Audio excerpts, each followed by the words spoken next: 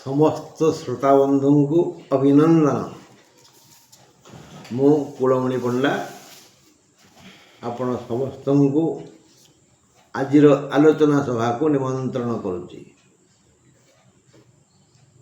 ଜ୍ଞାନୀ କହନ୍ତି, ଏ ହାତ ପାପ ଏ ହାତ ନିଏନି। ଭାଗବତରେ ଲେଖା ନାହିଁ, ଆପଣା କଲା କର୍ମ ମାନ ବେଳୁ ହୋଇବ ସାବଧାନ। ଆମେ ସମସ୍ତେ ଜ୍ଞାନୀ, କାହିଁକି ନା ସେଇ ଭାଗବତରେ ଲେଖା ଅଛି, ମଣିଷ ଦେହେ ଦିବ୍ୟ ଜ୍ଞାନ ଦେଖି ସନ୍ତୋଷ ଭଗବାନ। ଯେଉଁ 56 କୋଟି ଜୀବ ସୃଷ୍ଟି କଲେ, ତାଙ୍କ ମଧ୍ୟରେ ସେ ମଣିଷକୁ ଜ୍ଞାନୀ ଭାବରେ ଗଣିଲେ। ହେଲେ ଏ ଅଜ୍ଞାନ ମଣିଷ ପ୍ରତି ମୁହୂର୍ତ୍ତରେ ଭୁଲ ପରେ ଭୁଲ କରି ଚାଲିଛି, ଆଉ ତାର ଫଳ ତାକୁ ହିଁ ଭୋଗିବାକୁ ପଡ଼ିବ। ସୁଖସ୍ୟ ଦୁଃଖସ୍ୟ ନ କୋପି ଦାତା, କେହି କାହାକୁ ସୁଖ ବା ଦୁଃଖ ଦିଏନି। ଆମେ ଆଜି ଅଛେ ସୋମବାରରେ, କହିବା ମଙ୍ଗଳବାର କଥା। କାହିଁକି? ସୋ କାର୍ଯ୍ୟଂ ଅଦ୍ୟ କୁର୍ବିତ, କାଲି କାମ ଆଜି କର। ଆଜି କାମ ବର୍ତ୍ତମାନ କର, ବର୍ତ୍ତମାନ କାମ ସାରିଦିଅ, ତାପରେ ମଜା କର ବା ବୁଲ ବା ଖେଳ ବା ଇତ୍ୟାଦି ଇତ୍ୟାଦି ଇତ୍ୟାଦି। ଆଜି ମାନେ ମଙ୍ଗଳବାର, ମକର ରାଶିର ଘାତବାର। ମକର ରାଶି ମହିଳାଙ୍କର ଘାତ ଚନ୍ଦ୍ର, ଏଣୁ ମକର ରାଶି ମହିଳାଙ୍କ ପାଇଁ ଘାତ ବାର ଓ ଘାତ ଚନ୍ଦ୍ର। ସୁତରାଂ ସେମାନେ ସମସ୍ତେ ହାତେ ମାପି ଚାଖଣ୍ଡେ ଚାଲିବା ପାଇଁ ଚେଷ୍ଟା କଲେ ଭଲ, ନହେଲେ ଆଉ କିଛି କହିବିନି। ବନ୍ଧୁ, ଏବେ ଆମେ ଆଲୋଚନା କରିବା ମେଷ ରାଶି କଥା। ମେଷ ରାଶି କୃତ୍ତିକା ନକ୍ଷତ୍ର, ରାତି 7ଟା 5 ପରେ ପରେ ଅଶୁଭ ସମୟ ଆସିବ। ମଙ୍ଗଳବାର ହେତୁ କିଛି ସୁରକ୍ଷା ମିଳିଯାଇପାରେ, ନହେଲେ ଶାରୀରିକ ଯନ୍ତ୍ରଣା ବଳବତ୍ତର ହେବ। ଦୁଃଖ ହେତୁ କିଛି ସମସ୍ୟା ବଢ଼ିଯିବ। ଆୟ ଅମଳରେ ବାଧା ଆସିବ, ଖର୍ଚ୍ଚ ବଢ଼ିଯିବ, ଦୂରଯାତ୍ରା ବିପଦପୂର୍ଣ୍ଣ। ସୁତରାଂ ଯଦି ଆପଣ ଯିବେ, ବାଟରେ ହଇରାଣ ହେବେ।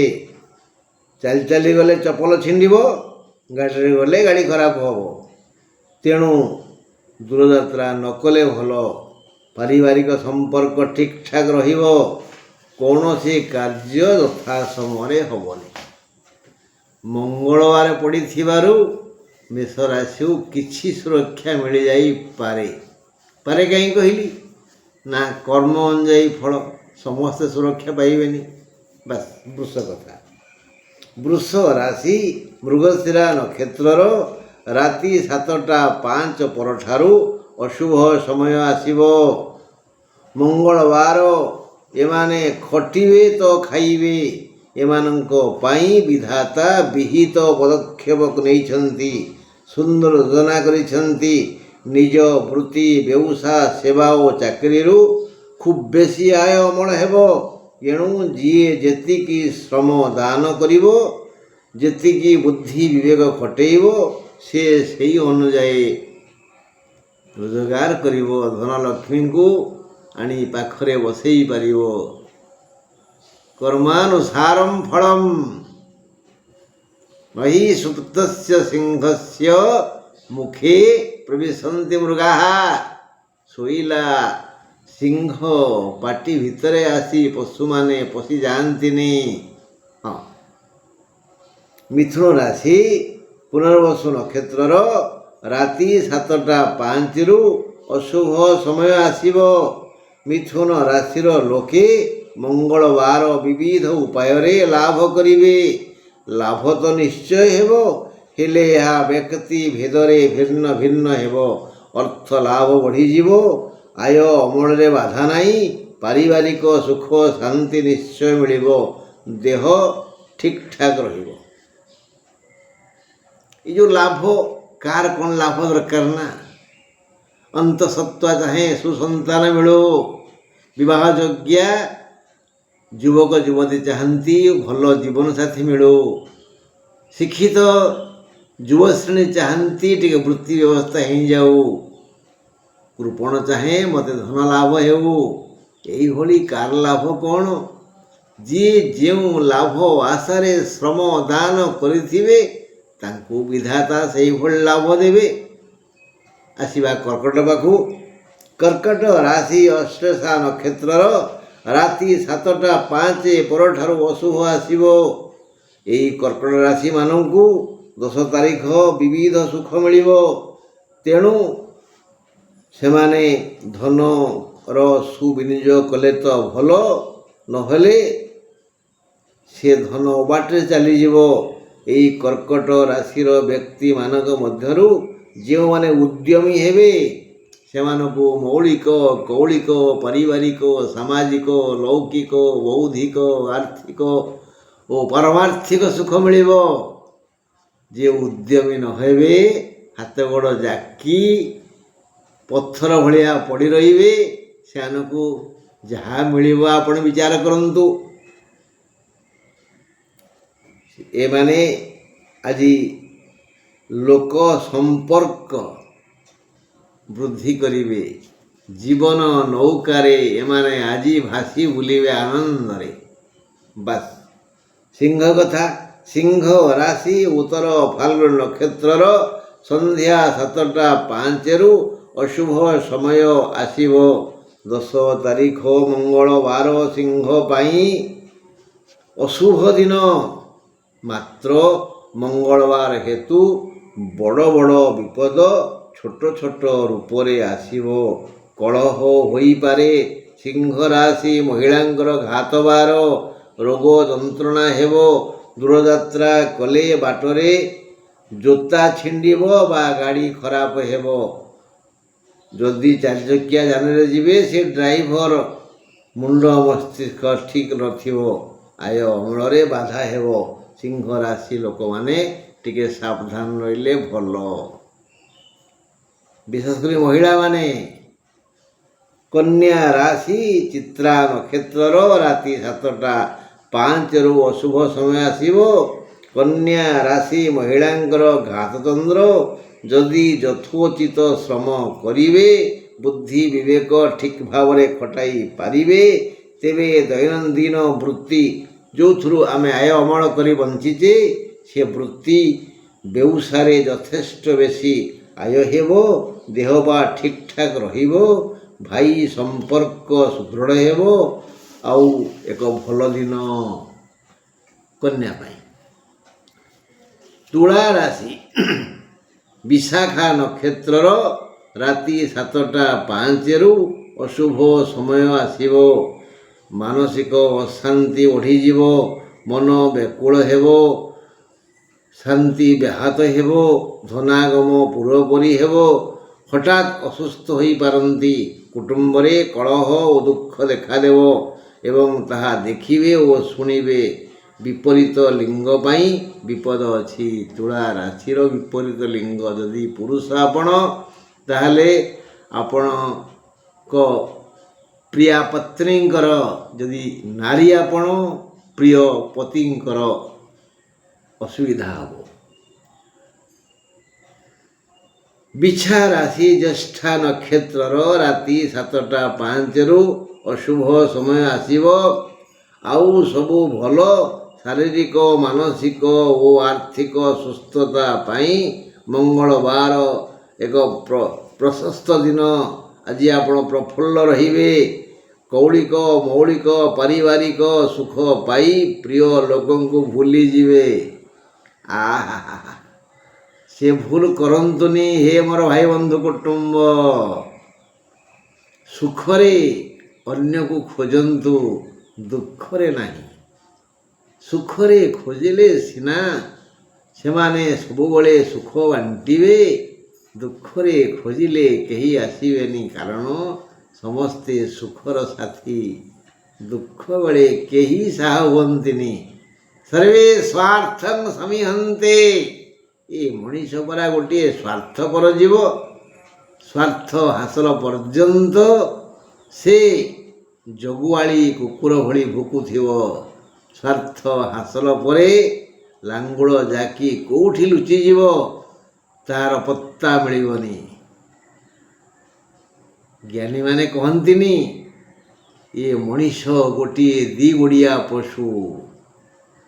ଆଙ୍କ ଭିତରେ ମଣିଷ ଭଳି ମଣିଷ କ୍ୱଚିତ୍, ଯିଏକି ପର ପାଇଁ କାନ୍ଦନ୍ତି, ସେବା କରନ୍ତି, ପର ପାଇଁ ଚିନ୍ତା କରନ୍ତି, ସେଭଳି ଗୋପବନ୍ଧୁ କାହାନ୍ତି କ୍ୱଚିତ୍। ଆମେ ଏବେ ଧନୁ ରାଶି କଥା ଆଲୋଚନା କରିବା। ଧନୁ ରାଶି ଉତ୍ତରାଷାଢ଼ା ନକ୍ଷତ୍ର ପାଇଁ ରାତି 7ଟା 5ରୁ ଶାନ୍ତି ଭଙ୍ଗ ହେବ। ମଙ୍ଗଳବାର ବୃଥା ଖର୍ଚ୍ଚ ହେବ, ଅସୁସ୍ଥ ହେବେ, ଆୟ ଅମଳରେ ବାଧା ଅଛି। ମାନଙ୍କ ପାଇଁ ଶୁଭଚିନ୍ତା କରି ହଇରାଣ ହେବେ। ଦୂରଯାତ୍ରା ନ କଲେ ଭଲ। ଯଥା ସମୟରେ କୌଣସି କାର୍ଯ୍ୟ ହୋଇପାରିବ ନାହିଁ। କିଛି ମନ୍ଦ ସମ୍ବାଦ ଶୁଣି ଦୁଃଖିତ ହେବେ। ମକର ରାଶି ମୂଳରୁ କହିଦେଇଛି, ମକର ରାଶିର ଘାତ ବାର, ମହିଳାଙ୍କର ଘାତ ଚନ୍ଦ୍ର, ତେଣୁ ମଙ୍ଗଳବାର 10 ତାରିଖ। ମକର ରାଶି ମହିଳାମାନେ ସତର୍କ ରହିଲେ ଭଲ। ମକର ରାଶି ଧନିଷ୍ଠା ନକ୍ଷତ୍ରର 7ଟା 5ରୁ ଅଶୁଭ ସମୟ ଆସିବ। ରାତି 7ଟା 5ରୁ 10 ତାରିଖ ମଙ୍ଗଳବାର। ଏମାନେ ଯଦି କର୍ମକୁ ଭଗବାନ ଭାବି ଭଗବାନଙ୍କର ସେବା କରନ୍ତି, ମାନେ ଯଥୋଚିତ ବୁଦ୍ଧି ବିବେକ ଖଟାଇ କଠିନ ପରିଶ୍ରମ କରିପାରିବେ, ତେବେ ଧନଲକ୍ଷ୍ମୀ ଆୟ ଅଳଙ୍କାର ପିନ୍ଧି ଅବଶ୍ୟ ଏମାନଙ୍କ ଗୃହ ମଣ୍ଡନ କରିବେ। ଖଟିବେ ତ ଖାଇବେ ଆଉ। ମାନେ ଯଥୋଚିତ ବୁଦ୍ଧି ବିବେକ ଖଟାଇ କଠିନ ପରିଶ୍ରମ କରିପାରିବେ, ତେବେ ଧନଲକ୍ଷ୍ମୀ ଆୟ ଅଳଙ୍କାର ପିନ୍ଧି ଅବଶ୍ୟ ଏମାନଙ୍କ ଗୃହ ମଣ୍ଡନ କରିବେ। ସ୍ୱାସ୍ଥ୍ୟଗତ ସମସ୍ୟା ନାହିଁ। ଦାମ୍ପତ୍ୟ ଜୀବନରେ ସୁଖ ପୁଷ୍ପ ବୃଷ୍ଟି ହେବ। ଆଉ ସବୁ ଭଲ। ମାନେ ମକର ରାଶି ବ୍ୟକ୍ତି ସମୁଦାୟଙ୍କ ଭିତରୁ ଯେଉଁମାନେ ବୁଦ୍ଧିମାନ, ବିବେକୀ, ବିଚାରବନ୍ତ, ନ୍ୟାୟଶୀଳ, ଧାର୍ମିକ ସେବକ, ତାଙ୍କ ପାଇଁ ଦୁଃଖ ଟିକେ ବି ନାହିଁ। ସେ ମହିଳା ହୁଅନ୍ତୁ କି ପୁରୁଷ ହୁଅନ୍ତୁ। ଆସିବନି କେମିତି ବିପଦ? ଆସିବ, ପାହାଡ଼ ଭଳିଆ ଆସିବ, ଧୂଳି ଭଳିଆ ମିଳେଇଯିବ। ଆଉ ଯେଉଁମାନେ ଅବିବେକୀ, ତାଙ୍କ କଥା ନ କହିଲେ ଭଲ। କୁମ୍ଭ ରାଶି କୁମ୍ଭ ରାଶି ପୂର୍ବଭାଦ୍ର ନକ୍ଷତ୍ରର ରାତି 7ଟା 5ରୁ ଅଶୁଭ ସମୟ ଆସିବ। ଆଉ ସବୁ ଭଲ। କର୍ମ ଚଞ୍ଚଳ ରହି ସୁଖୀ ହେବେ। କର୍ମ ଯଦି ସମୁଚିତ, ତେବେ ଫଳ ଉତ୍ତମ ନିଶ୍ଚୟ ମିଳିବ। ଦୈନନ୍ଦିନ ଜୀବିକାରେ ଚଞ୍ଚଳ ରହିବେ। ଦେହ ବା ସୁସ୍ଥ ରହିବ। ନୂତନ କର୍ମ ଯୋଜନା ହେବାର ଶୁଣି ଖୁସି ହେବେ। ସ୍ୱାଦିଷ୍ଟ ଆହାର ମିଳିବ। ମାନେ କୁମ୍ଭ ରାଶିର ଯୋଗ୍ୟ ଯୁବ ଶ୍ରେଣୀଙ୍କୁ ଆଜି ବୋଧେ ନୂଆ ବୃତ୍ତି ବ୍ୟବସ୍ଥା ହୋଇଯାଇପାରେ। ବିବାହ ଯୋଗ୍ୟ ଯୁବ ଶ୍ରେଣୀଙ୍କୁ ହୁଏତ ଜୀବନସାଥୀ ମିଳିଯାଇପାରେ। ତେଣୁ ଆଜି ଖାଲି ଶୁଭ ଖବର ଉପରେ ଶୁଭ ଖବର ଶୁଣିବେ। ଏ ଯଦି ଶୁଭ ଚିନ୍ତା କରିବେ, କୁମ୍ଭ ରାଶି ଲୋକମାନେ ଯଦି ଶୁଭ ଚିନ୍ତା କରିବେ, ତେବେ ସେମାନଙ୍କର ଶୁଭ ବଢ଼ିଯିବ। ବାକିଟା ପୂରଣ କଲେ କ'ଣ ହେବ? ଏବେ ମୀନ ରାଶି ରେବତୀ ନକ୍ଷତ୍ରର ରାତି 7ଟା 5ରୁ ଅଶୁଭତ୍ୱ ଆସିଯିବ। 10 ତାରିଖ ମଙ୍ଗଳବାର ହେତୁ ପ୍ରସନ୍ନ ରହିବେ। ଖୁସିରେ ସବୁ କର୍ମ କରିଚାଲିବେ। ଆୟ ଅମଳ ସାଧାରଣ ହେବ। ଖର୍ଚ୍ଚ ବି ସାଧାରଣ ହେବ, ଦେହ ପା ସୁସ୍ଥ ରହିବ, ସମସ୍ତ ସାମାଜିକ ଚିନ୍ତା ଦୂର ହେବ। ମାତ୍ର ସାବଧାନ, ଆଜି ଅପମାନ ମିଳିବାର ଯୋଗ ଅଛି। ଭାବି ଚିନ୍ତି ବୁଦ୍ଧି ବିଚାରି ବ୍ୟବହାର କରନ୍ତୁ ବା ପାଟି ଖୋଲନ୍ତୁ, ନହେଲେ ନାହିଁ। କାହା ପାଖରେ ହାତ ପାତନ୍ତୁନି, କାହାକୁ ନେହୁରା ହୁଅନ୍ତୁନି, କାହାକୁ ପରାମର୍ଶ ଦିଅନ୍ତୁନି, କାହାକୁ କୌଣସି କାମ କରିବା ପାଇଁ ମନା କରନ୍ତୁନି।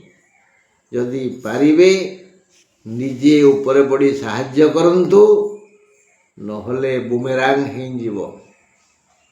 ହଁ ବନ୍ଧୁ, ଆମେ ଭାଗ୍ୟସ୍ଥ ଗ୍ରହ, ଲଗ୍ନସ୍ଥ ଗ୍ରହ ଉପରେ ଆଲୋଚନା କରିଥିଲେ। ଆଜି ଆଉ ସମୟ ନାହିଁ। କାଲି ମୁଁ ଦ୍ୱିତୀୟାଧିପତି ଉପରେ ଦ୍ୱିପଦ କହିବି ବୋଲି ଠିକ୍ କରିଛି। ଆଜି ଏତିକି ରହିଲି। ନମସ୍କାର। ଆସନ୍ତାକାଲି ଈଶ୍ୱର ଚାହିଁଲେ ପୁଣି ଦୁଃଖ ସୁଖ ହେବା, ନା କ'ଣ କହୁଛନ୍ତି?